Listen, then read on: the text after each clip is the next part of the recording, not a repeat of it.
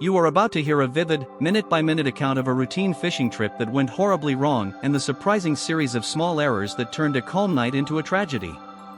Stay with me, I'll show you the exact moment the normal became catastrophic, who made the calls, and the safety changes that followed. If you ever wondered how one small oversight can ripple into disaster at sea, this story will make it painfully clear. It was a still, clear night off the New England coast. Small fishing boats drifted over a familiar trench, nets trailing like long, patient fingers in the black water. The men on deck kept watch, eyes on the horizon and hands on weathered rails. To them this was routine, a familiar route, a reliable sea. Not far below the surface, a naval submarine ran training drills. The crew were exhausted trainees and a long-serving instructor testing maneuvers in narrow waters. Exercises like this were standard, demanding, precise, and dangerous if anything wasn't perfect.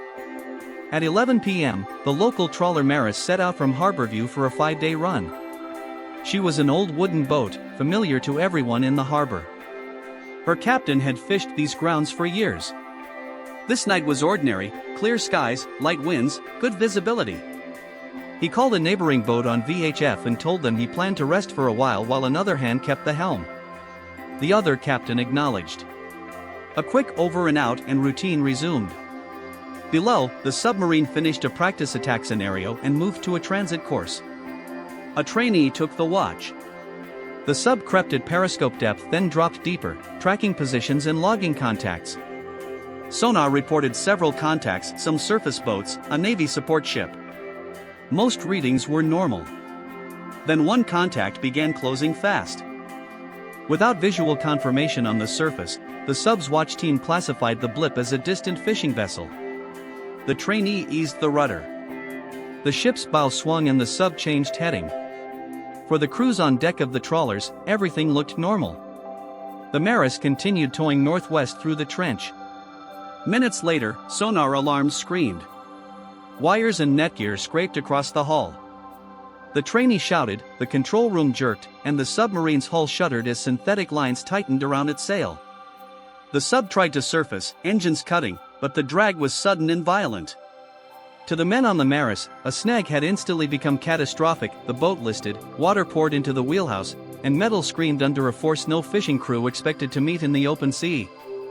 There was confusion, panic, desperate efforts to free gear and power engines. The sub's crew saw the lines wind and the boat roll onto its side. In seconds, the Maris capsized and began to flood. There was barely time to radio distress.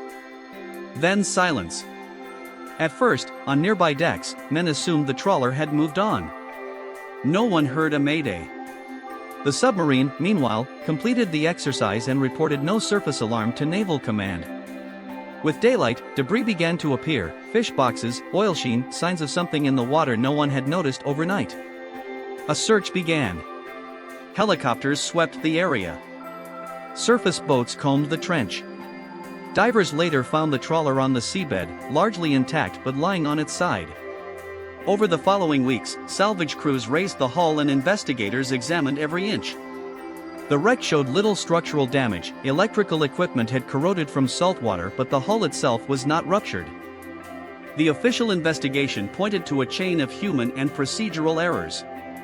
The submarine's watchkeeping had failed to recognize two distinct surface contacts. Trainee judgment under fatigue, an assumption that the trawler had moved away, and the lack of an enforced large separation zone between submerged naval units and fishing vessels all combined into a fatal outcome.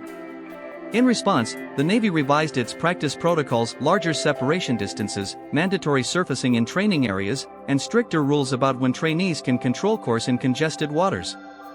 For the families of the Maris crew there was little comfort.